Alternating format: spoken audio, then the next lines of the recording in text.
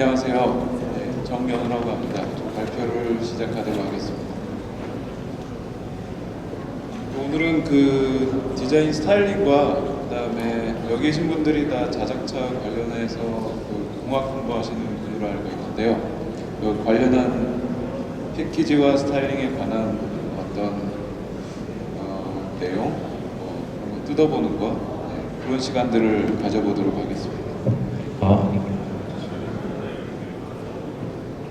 네.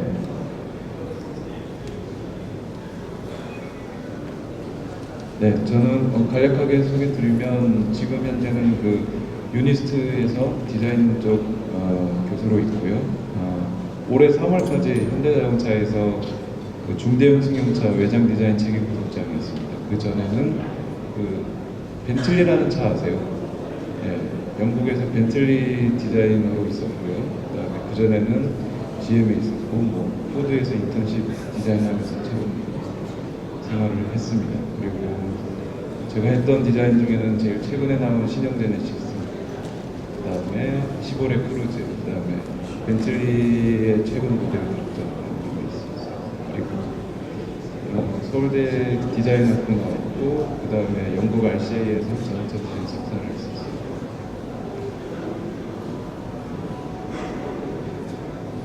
예, 첫 번째로 뜯어볼 게 여기서 여러분들 자동차 하시는 것 중에 속도가 어느 정도 되나요? 한 60km 넘어갑니까?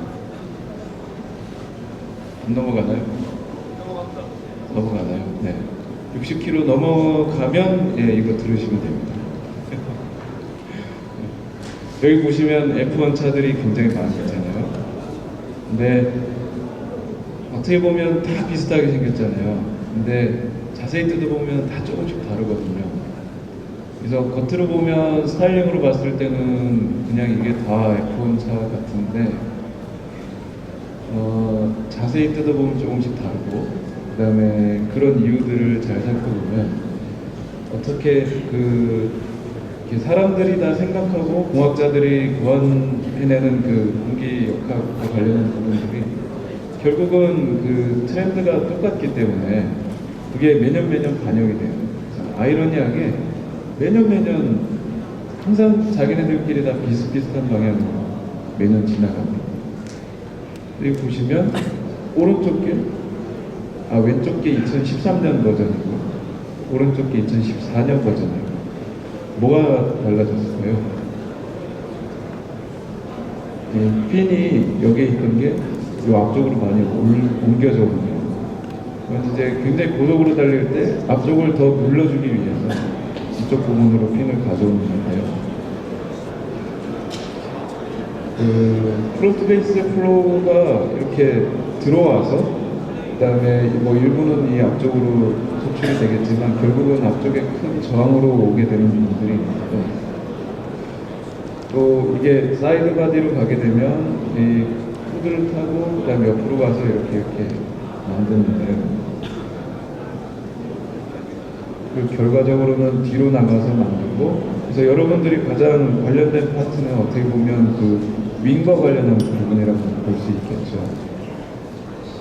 그리고 차체 설계에서는 항상 스타일링에서 하부의 커버를 평평하게 만드는 게 중요했어요. 제가 자동차 회사에서 있을 때 보면 옛날에는 언더커버 같은 걸 전혀 만들지 않았는데, 그게 단순히 어떤 하체 부품들을 보호하기 위해서라기보다는 결국은 언더커버를 평평하게 플랫하게 만들므로써 공기저항을 줄이게 되고, 그게 결국은 연비 향상에도 도움이 됩니다. 연비 향상에 도움이 된다는 뜻은 에어로다이내믹스가 훨씬 더 향상이 된다는 거예요. 그래서 여러분들이 차를 디자인하시거나 설계를 하실 때 이 밑바닥을 평평하게 하는 게 굉장히 중요합니다. 그래서 예를 들어 커버가 없다면 이렇게 들어오면요, 밑으로 흘러가고 난리가 나요. 그래서 폼으로 봤을 때 결국 가장 에어로다이나믹한 형태를 만들면 어때요? 이 차가 예쁩니까? 저는 이거는 잘못된 케이스라고 보거든요. 이렇게 뒷바퀴도 이렇게 막아버리고 그냥 오로지 그 에어로다이나믹 하나만 가지고 차를 만들어서 1리터로 이게 몇 킬로 가는 차일까요? 100킬로 넘어가는 차인데 이런 건 제가 볼 때는 무의미한 것 같습니다. 그래서 요즘 그 차량 설계에 있어서 여러분 예전에 그 캐딜락 CTS라는 차 아시죠? 그 차가 보면 그 굉장히 각이 져서 그 에어로다이나믹이 굉장히 떨어질 거라고 보시잖아요. 근데 사실은 그 차가 동력 특성이 굉장히 좋은 차입니다. 뭐냐면 그 솔리드 플로우를 적용을 해서 그 와류가 생기는 방향을 사체에서 가장 멀찍이 떨어뜨려 놨기 때문에 동력 특성이 좋은 내용이 있었는데 그 최근에 나온 이런 BMW의 i8이라든가 이런 것들은 그 플로우를 그 차체에 이렇게 오히려 자연스럽게 들어가게 하기 위해서 여러 군데 홀을 만들어서 그 플로우를 오히려 운동적으로 유도를 하고 그 밀착시키는 그런 현상들을 보이고 있습니다. 그러니까 예전에 뭐 캐딜락 CTS 같은 경우 혹은 예전에 솔리드한 타입의 플로우를 적용시켰을 때는 어떻게든 얘가 와류가 저 뒤에서 생기게 이렇게 빼버리는 경향이 강했는데 밖으로 깍깍 벌어지게 해서 근데 요즘은 이렇게 안쪽으로 많이 밀어넣는 부분이 있습니다. 여러분들 차체 설계하실 때도 시속 60 이상이 된다면 그냥 이렇게 직관적으로 공기가 흘러가는 통로를 차 안에다 많이 만든다고 생각하시면 됩니다. 네, 이렇게 가운데로 가면 우리 또 나오게 하고 옆으로 가게 하면 또 나오게 하고 이렇게. 이게 전통적인 방식의 그 에어로다이나믹스 진행했던 스타일이에요. 굉장히 솔리드하게 그저 그냥 앞을 납작하게 만들고 그다음 뒤에 윙 같은 걸 달거나 해서 그 와류를 최대한 뒤쪽으로 차랑 멀리 떨어지게 해서 공력 특성을 높이는 방식이 있었습니다. 네, 전부 다 솔리드한 방식이고요. 이런 게 이제 창문만 내리면 난리가 납니다. 다 솔리드한 방식이었어요. 근데 처음에 이런 걸 맥라렌에서 가져왔는데요. 맥라렌에서는 좀 능동적으로 보기 시작한 거예요. 그래서 이전까지의 모든 차들은 그 리어 윙을 이렇게 밖으로 튕겨내는 데만 사용했는데 이 친구들은 그 리어 윙 사이도 에어플로우에 공간을 주죠. 그리고 이걸 더 높이면 기존처럼 쏠리는 방식의 접지력을 높이기 위해서 차 하부를 이렇게 내려주는 그런 효과를 내게 됩니다. 그래서 이런 식으로 예전 같으면 공력 특성을 높이기 위해서라면 차체 커버나 이런 이렇게 들쑥날쑥한 부분이 최대한 없도록 만드는 게 공력 특성을 높이는 가장 쉬운 방법이었어요. 근데 요즘은 이제 그렇지 않게 됩니다. 차 안에 여러 가지 홀들을 만듦으로써 차의 형상이나 이런 스타일링들이 굉장히 입체적이고 들쑥날쑥하더라도 그 홀들을 잘 만들어냄으로써 에어로다이나믹 효과는 더 좋은 방향으로 끌어내는 형식이 지금 일어나고 있는 메이커에서 진행하는 새로운 공력 특성입니다. F1카에서 보시면 아주 옛날에는 그냥 차 F1도 뒤에만 신경을 써서 높여주는 걸 했었는데 이제는 속도가 굉장히 강해지고 점점 더 커지고 그러니까 앞이 날아가서 그래서 뜨게 되는 사고가 몇 번 생겼었어요, 과거에. 그러고 나서부터는 프론트 윙의 어떤 뭐라고 그러나요? 다운포스를 더 주기 위해서 죄송합니다. 다운포스를 주기 위해서 이걸 내리는 방식으로 그리고 여기에 많은 핀들을 달게 되었는데 이게 점점 더 강해지고 있어요. 그래서 예전에는 위에 핀을 달리는 것들이 올해부터는 아예 앞쪽으로 굉장히 가볍게 나오는 걸 볼 수가 있습니다. 그 말은 그만큼 더 빨라지고 그만큼 더 파워가 증가했다는 거죠.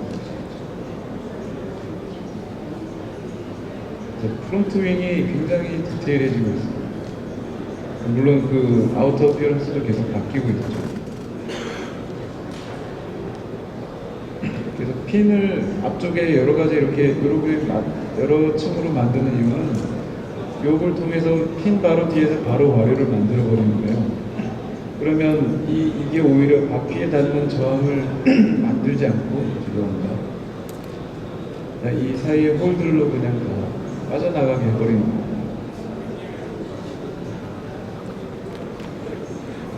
만약에 이게 전통 방식이었다면 그냥 다운포스 한번 만든 다음에 그냥 여기에 바로 다 부딪히게 되는데, 이런 층층이 핀을 만들므로 해서 여기서 와류를 만들고 그걸로 인해서 요 타이어가 받는 이 저항을, 바람의 저항을 오히려 효과적으로 되는 일석이조의 효과를 내는 거죠.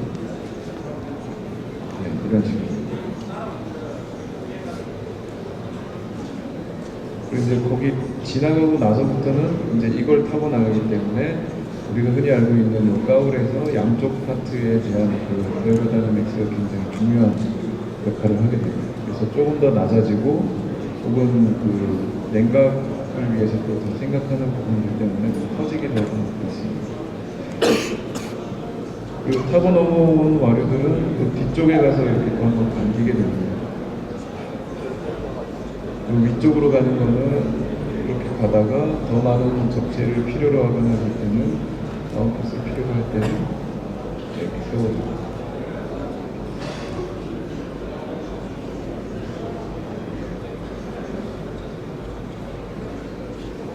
그리고 핀 아래로 가는 그 플로우는 곧바로 전체만 뒤로 와서 요 사이드를 통과합니다. 그래서 예전의 자동차들은 이 파트에 대한 그 에어로다이내믹스들은 별로 생각하지 않았었는데, 요즘 일어나고 있는 주제들은 이런 사이에도 와류와 그 다음에 이 바디 사이에 그 에어홀들을 많이 만들게 됨으로써 그걸 지나가는 요 공간에 있는 부품들조차도 그 무기장이 중요한 상태가 됩니다. 그래서 이렇게 납작하게 만들기 시작해요. 그래서 여기 보시면 이게 보이시나요? 이렇게 가는 플로우도 유도시키고, 그 다음에 이런 압류 같은 것들도 다 그 공력 특성을 띌 수 있게 납작하게 만들기 시작합니다.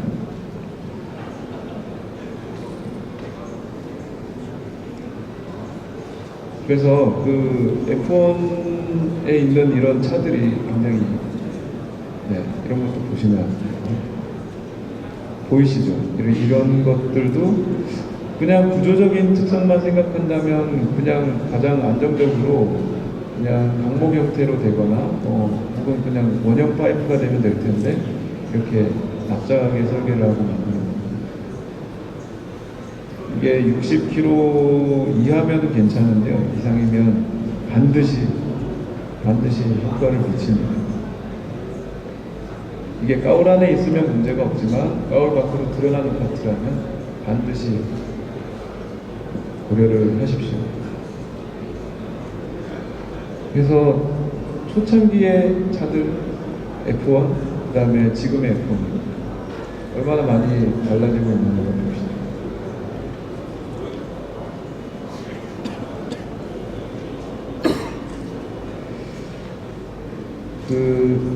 이쪽이 이렇게 잠깐만요. 여기서 보시면 여기 사람이 이렇게 타는데 엉덩이가 발보다 더 밑에 있어요. 그리고 이렇게 된 것도 어떻게 보면 인간과학적으로도 굉장히 좀, 물론 사람을 구겨넣은 패키지긴 하지만 어떤 페달을 밟는 방법이라든가 이런 부분들을 굉장히 효과적으로 힘을 최소로 주면서 가장 강하게 풀어낼 수 있게 진행한 패키지인 것 같습니다.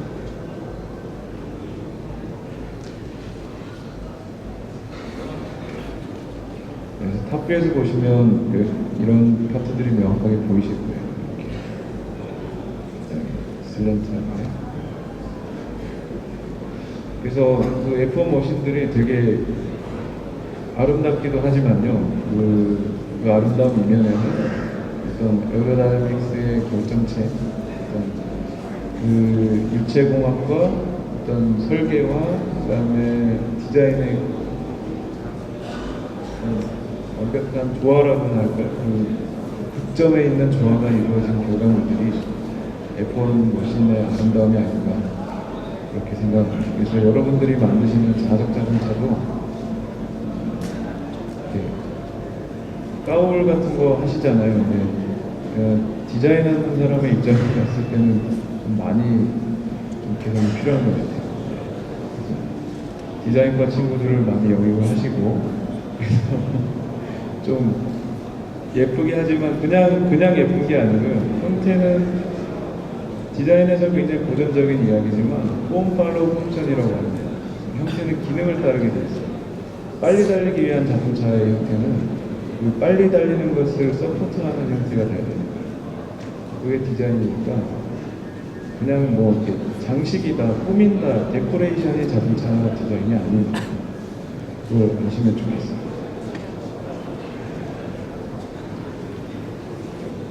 멋있지 않나요? 되게 멋있는데. 그래서 2014년 버전들은 전부 다 이렇게 핀들을 가지고 있어요. 서로 공유를 안 했을 텐데도 루노도 그렇고 뭐 다른 애들도 그렇고 다 이 앞쪽에 핀들이 막 생겨나요. 그런 거 보면 참 신기합니다. 지금 보여드린 게 서로 다 다른 F1 머신들인데 다 다르게 있더라고요.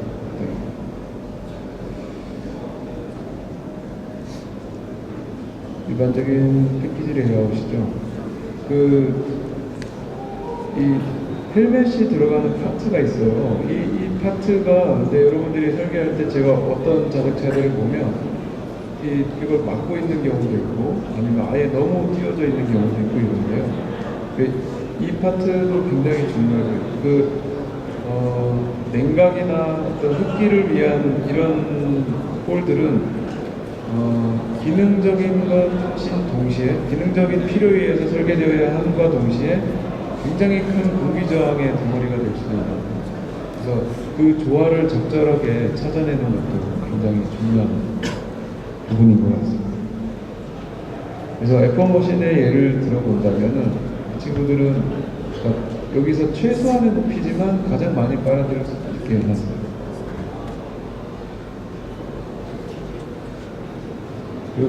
이 홀 파트만 지나가면 바로 이렇게 이 부분만 어떻게 보면 그 상어 지드러미처럼 쏙 올라오게 되어 있는 거예요.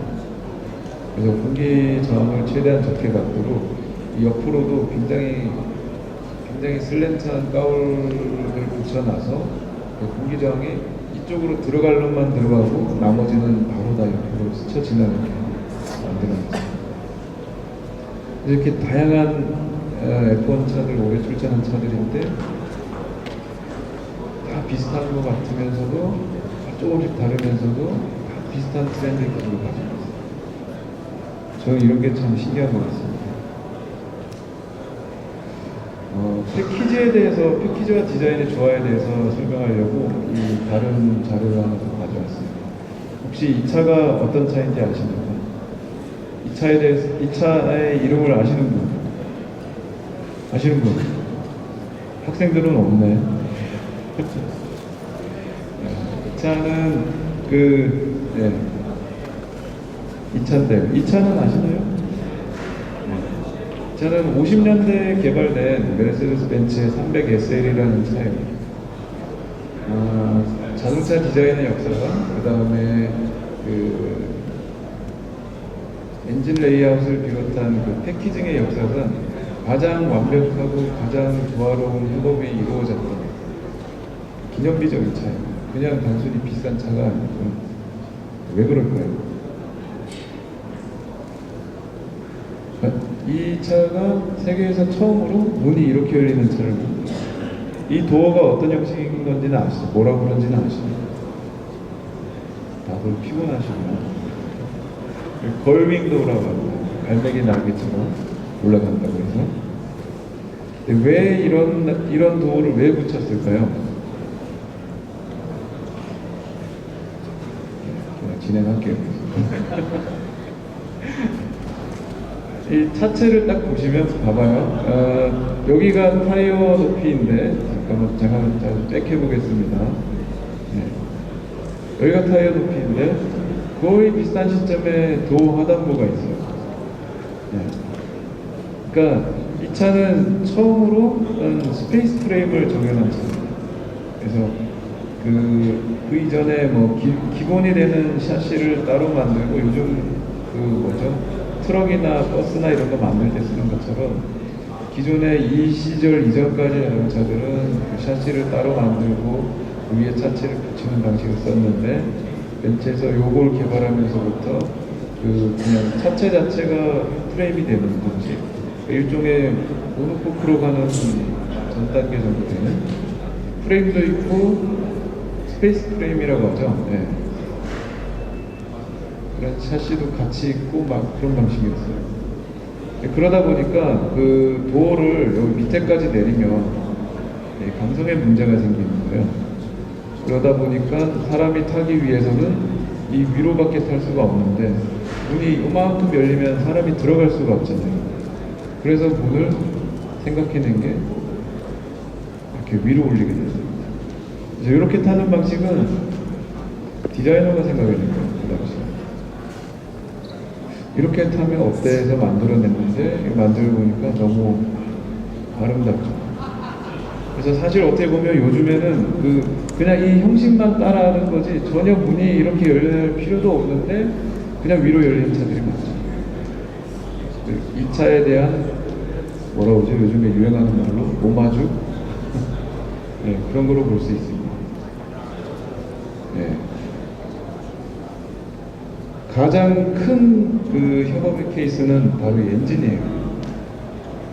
1950년대의 자동차 엔진은 강력한 스포츠카이기 때문에 뭐 8기통 막 이렇게 컸는데 이건 2기통인가? 컸는데 그 엔진의 크기 때문에 그 이 시대의 차들은 전부 다 후드가 굉장히 높았어요.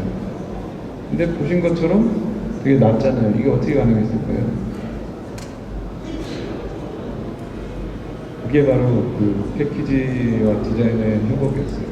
디자인한 사람이 그냥 그 회의에서 그런 얘기를 했다고 합니다. 엔진을 그냥 옆으로 눕히면 어때요? 엔진 레이아웃을 그냥 옆으로 기울이면 어떨까요? 그렇게 해서 만들어진 거예요. 만약에 요즘 이렇게 뻣뻣한 엔지니어들이었다면 웃기는 소리 하지 마세요. 불가능합니다. 이렇게 얘기했겠죠. 근데 그 당시에는 이게 가능했었나 봅니다. 엔진을 경사 탑재하기 시작한 최초의 차였습니다. 제가 보시죠. 그리고 더 이렇게 엔진이 원래는 이게 수직으로 서 있어야 되는 게 정상인데 지금은 뭐 V6 엔진 같은 경우 다 이렇게 옆으로 눕혀 있지만 처음으로 이렇게 옆으로 눕혀서 엔진의 높이를 최소화시킬 수 있었던 거예요. 이런 레이아웃을 가졌던 최초의 차죠. 그냥 차가 예뻐서 이 차가 유명한 그런 게 아니고요. 이러한 획기적이고 혁신적인 일들이 숨어 있었습니다.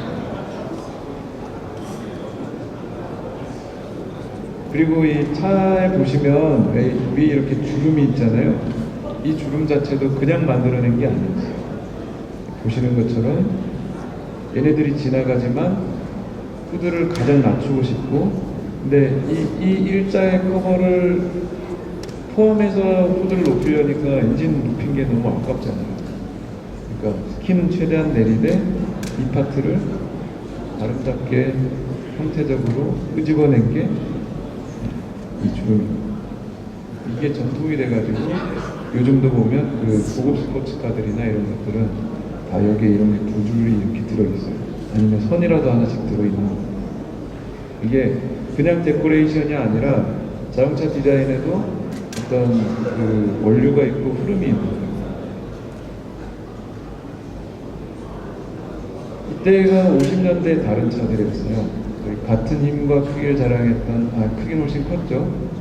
50년대 캐딜락 차였습니다. 이렇게 엔진을 수직으로 세웠으니까 이렇게 컸죠. 이렇게 높았어요. 근데 아까 보신 것처럼 SL은 그렇게 낮출 수 있었던 거죠. 그래서 이때 차들은 이 후드를 지금 우리는 후드라고 부르지만 그 설계 용어도 그렇고 자동차 지칭한 용어 제가 GM에 있을 때 들었더니 이거를 미국에서는 튜브라고 그러죠. 튜브. 욕조를 뒤집어 놨다고 해서 튜브라고도 얘기해요. 처음에 튜브는 어쩔까요? 무슨 소리지? 막 이랬는데 후드였습니다. 네, 그래서 그런 스페이스 프레임도 쓰고 그 다음에 엔진도 옆으로 눕히고 그걸 디자인적으로 풀어내고 어떤 디자인의 아이디어가 그 말살되지 않고 엔지니어에 의해서 그 협업을 통해서 태어난 이런 차가 생겨났던 겁니다. 그래서 이게 지금 따라하고 있는 차죠. 이 차는 사실 굳이 위로 열릴 필요가 없어요.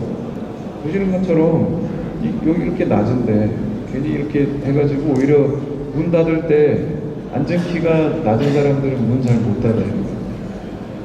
여기에 그래서 그 처음에는 그게 없었는데요. 이게 2012년부터는 여기 밑에 가죽끈 그 버스에 있는 그 손잡이 있죠. 그런 끈이 하나 생겼어요. 지금 그 아시아 사람들은 키가 작기 때문에 이 타고 나서 문을 다시 올라서야 되는 거예요. 그래서 이제 끈까지 달아서 재밌습니다. 그리고 이 차도 보시면 이렇게 지금은 뭐 엔진 레이아웃이 굉장히 발전했기 때문에 이런 형태까지 띄지 않아도 되지만 어쨌든 이 차와 닿기 위해서 이런 걸 이렇게 집어넣고 있는 겁니다. 그래서 어떻게 보면 이 후드 가운데 두 줄 혹은 이렇게 굵고 솟아 있는 것은 이 차가 굉장히 강한 엔진을 갖고 있다라는 어떤 형태적인 아이콘이 되는 거예요. 그래서 그 수많은 차들이, 수많은 스포츠카들이 후드가 평평하지만 예를 들어 뭐 M 같은 경우, BMW M 같은 경우는 이런 게 두 줄씩 들어가고 제교는 뭐 자기들이 생각하는 기본적으로 강하다고 생각해서 이렇게 가운데를 부족하게 하는 거예요. 근데 소나타는 거꾸로 이렇게 집어넣죠. 몇 가구로 하기도 하고 그렇습니다. 자, 그래서 그 디자인이란 도대체 이 자동차에 있어서 디자인과 어떤 패키지의 협업 같은 걸 봤는데요. 무엇일까요? 그래서 혁신적인 거라고 생각하잖아요. 맞나요? 그래서 혁신이라고 했을 때 애플 막 이런 걸 떠올리는데, 그렇죠? 아이폰도 떠올리고, 여기서 무슨 생각이 드십니까? 뭘까요? 얘는 아이폰이고 얘는 갤럭시. 뭐 특허 소송도 생기고 뭐 디자인 침해한 것과 관련해서 지금 굉장히 뭐 이 나라 저 나라에서 인지 가처 소송 받은 것도 있고 거꾸로 이긴 것도 있고 뭐 많이 있잖아요. 근데 삼성은 뭐 전혀 의도하지 않았다 그렇게 하는데 이건 또 뭘까요? 왼쪽은 맥북 에어입니다. 오른쪽은 삼성의 노트북이에요. 이건 또 왜 비슷할까요? 이렇게 비슷할 수가 있나요? 아무리 우연이라도 네? 여기 들어가는 이런 것까지 어떻게 다 비슷할까요? 참 이상합니다. 다이슨이라는 회사 아시죠? 여러분들 자동차만 답답하셔서 가전제품은 모르시나? 이분이 제임스 다이슨이라는 사람인데요. 그 날개 없는 선풍기 아시죠? 그걸로 유명한 회사입니다. 그리고 사실은 날개 없는 선풍기가 인기를 얻기 전까지는, 세상에 나오기 전까지는 이런 최초의 먼지 문구가 없는 청소기를 이용했어요. 근데 이게 이 선풍기가 나오고 나서 시너지 효과를 더 받아서 지금은 바로 그 진공 청소기 시장에서 세계 시장에서 그냥 1위가 되어버렸어요. 전 세계 지붕 청소기 시장에서 30% 정도의 마켓시어를 그래서 되게 웃긴 게 삼성, LG 뭐 이런 데서 30년 넘게 청소기 만들던 회사들이 졸지에 갑자기 또 이러고 있어요. 이쪽은 다이슨이고요. 이거는 삼성이에요. 또 아니라고 우기고 있어요. 그래서 삼성이 하는 얘기. 우리는 절대 다른 거 신경 쓰는 게 아니라 그냥 트렌드, 그거는 그 기술의 단계였기 때문에 그 기술을 사용하고 있는 것이다. 그 다이슨이 니네가 제소하고 이랬던 기술들도 사실은 60년대 이미 어떤 일본의 소니라든가 뭐 히타치나 이런 데서 썼던 기술이다라는 거를 뭐 어떤 법리적 해석이나 이런 걸 통해서 증명을 하고 있기도 하고 이게 일부 인정을 받기도 하고 있어요. 기술의 공명성에 대해서는 그 말이 맞을 수도 있습니다. 그런데요. 그런데 왜 형태는 왜 자꾸 똑같을까요? 기술은 그렇게 해도 형태는 다를 수 있잖아요. 그러니까 이거는 제가 드리고 싶은 얘기는 뭐 맥북의 기술 트렌드를 얘네가 뭐 못 쓸 수는 없는가, 그건 맞습니다. 근데 왜 스타일링을 똑같이 가고 이 재질도 똑같이 가고 색상도 똑같이 가고 왜 이러나, 이거는 그 명백하게 그 스타일링이나 디자인에 있어서의 오리지널리티는 우리가 확연하게 구분해낼 수 있는 거예요. 이게 이걸 뺏겼네, 이거는 명확하게 눈에 보이는 거예요. 기술은 법원에 가서 막 뒤져가지고 이렇게 제시하고 막 이렇게 할 수 있지만 스타일링에 관한 부분은 우리가 직관적으로 캐치해낼 수 있는 부분이에요. 비슷하잖아요, 그냥. 네, 그렇습니다. 그리고 스타일링을 통해서 여러분들이 나중에 뭐 자동차 회사에 가게 되고 그다음에 다른 역할도 하게 되고 그러겠지만 결국은 그 가치를 다르게 만드는 역할을 스타일링이 하는 거예요. 이 차 다 아시죠? 폭스바겐 페이턴. 이게 폭스바겐의 기아미고 되게 멋있는 차고 너무 멋있어요. 멋지고 우람하고 굉장하고 굉장히 고급스럽고. 이 차 아시죠? 아우디 A 더 멋지죠? 럭셔리하고 슬릭하고 굉장히 세련돼 보이고 잘 어울리고 되게 고급스럽죠? 이 차 아시죠? 최근에 나온 그 플라잉 스포 벤틀리 진짜 멋있죠? 진짜 고급스럽죠? 진짜 럭셔리해 보이고 그렇잖아요? 거의 막 손 넘어가죠, 인테리어. 그런데요, 이 세 차종의 그 베이스는 같은 기술과 같은 패키지와 같은 엔진과 거의 같은 그 재료비를 가지고 있는 거예요. 그러니까 이건 뭐냐면 그 에스테틱에 의한 그 스타일링이 가치의 디프렌시에이션을 만들어내는 거예요.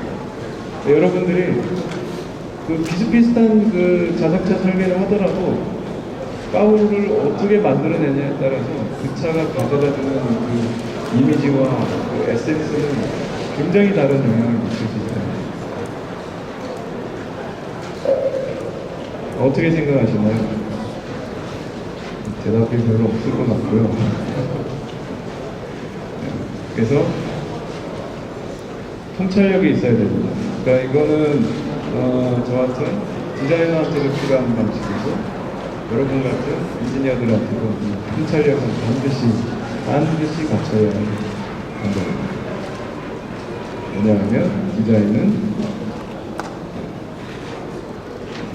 통찰력입니다. 감사합니다.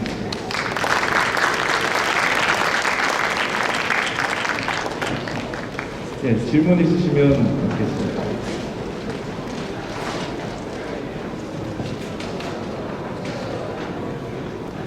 안녕하세요. 한국교육대학교 공학과라고 합니다.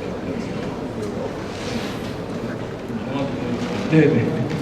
저희 학교 디자인공학과 교수님께서는 네. 사물 작업 같은 경우는 너네가 뭔가 디자인하는 게 아니라 네. 디자인 따른 기술적인 것이기 때문에 조금 더 이동을 못하겠다라고 말씀하셔서 제가 허브한테 굉장히 애를 먹었거든요. 네. 교수님께 뭐라고 말씀을 드리면 지금까지인가요? 아,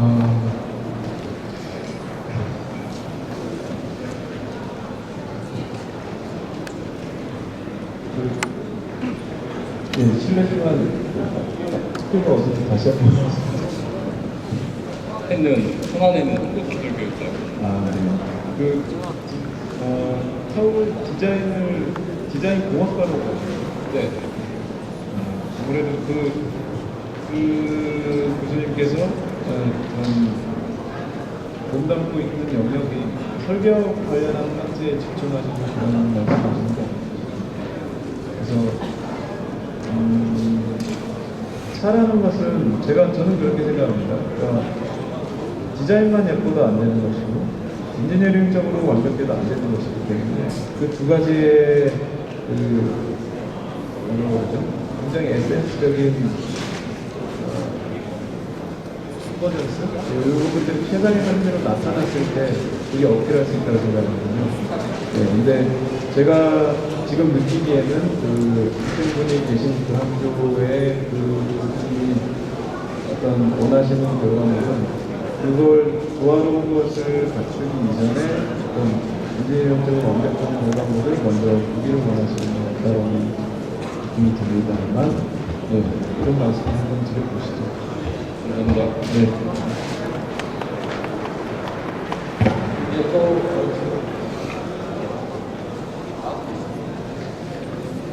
이제 괜찮으면 네. 저희 보통 한국에 여러분 네. 핀을 많이 줘서 이제 와류를 이용해서 평가적으로 그렇죠. 바람 피워 쪽에 네. 핀을 씌워주시고 그렇죠. 그 부분은 왜 그렇게 그렇지 않고 뒤쪽에, 저기 디퓨저 부분에. 네. 그래서 마트카라면 네. 핀을 만들어두고 그다음에 디퓨저라고 확산되는 그 유동 네. 원활하게 하면서 이유도 알고 있는 맞습니다. 그 들어오는 유량을 디퓨저 쪽보다 많이 하는 거랑 적게 하는 거랑 이 차이점이 아, 유량이 디퓨저보다 많아지면은 그 디퓨저 쪽으로 쏠리는 것이 굉장히 뭐라 그러죠? 부하를 많이 받는다? 네, 부하를 많이 받아서 결국은 옆으로 막 튕겨나가서 와류들이 어그러지는 현상이 생기거든요. 그리고 시뮬레이팅을 해보면. 그래서 그 디퓨저들이 이제 수직핀을 세워놓은 이유는 그 같은 와류다 하더라도 이렇게 폭을 이렇게 넓혀 놓으면 자기들끼리 또 이게 막 생기는 거예요. 그래서 이게 수직핀을 넣어가지고 쉽게 그렇게 보시면 돼요. 그러니까 배가 갈 때 키가 있잖아요. 방향타. 이 방향타가 있잖아요. 그것처럼 그 핀을 만들어주는 거라고 보시면 돼요. 그래서 그냥 그 핀을 통해서 뒤쪽으로 신속하게 빼내기 위해서 그 수직핀이 있어요. 그래서 그 유량에 따라서 그 핀의 높이가 달라지는데, 그러니까 시속 한 200, 이 정도 되는 애들의 차의 그 디퓨저 핀의 깊이와 진짜 F1급에 들어가는 차의 핀의 깊이는 굉장히 다릅니다. 그 핀이 이제 길면 길수록 그거를 확실히 뒤로 더 빼주는 역할을 하게 됩니다. 답변이 됐습니까? 네.